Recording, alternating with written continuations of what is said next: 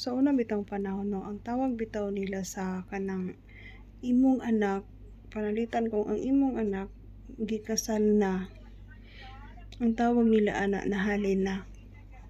Pareha nang, "Uy mare, kanang gikasal na lagi imong anak 'no, maayo ba ana oy gikasal mo ana din tong inahan." "Oo mare, nahalin na intaw na akong anak." Pero pag naburusan gani ka, labing babae ka, nga naburusan ka, ingnon din ka og bayad sa utang. Kay ngano, kung unsa ko ni sala sa amahan, ang anak ko nung bayad sa utang, inana na siya ang term sa una pag naburusan ka. Mamangod na si Pablo sa una, nakaburus mangguna mo nang nagbayad karon yang anak po. Mo po na yung anak karon naburusan.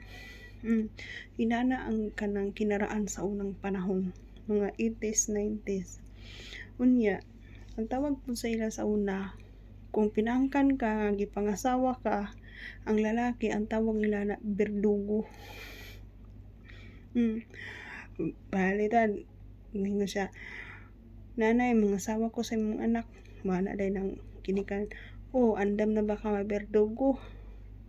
Andam na ba ka mo sa pupo sa anak nga dili ini mo anak?" Moana na sila sa una. Pero wa ko kabantay sa una unsay term aning kabit. Kay murag nakabantay ko sa una, murag dili na uso ang kabit, murag karon ra man gud na mga 2000 millennial ba. Pero 80s ug 90s gikan sa 70s ako nabantayan sa una wala gid nay uso, pero kung naa man galing sa unang panahon dili gid kay nga daghan ba, pero wa ko kabalo unsay term aning kabit. Katong mga nanay dinha, mga tatay nga hantod karon alive pagyapon. Pag i-comment daw ninyo kung unsay term sa kabit kaniadtong panahon na. No? Daghang kayong salamat o comment lang mo.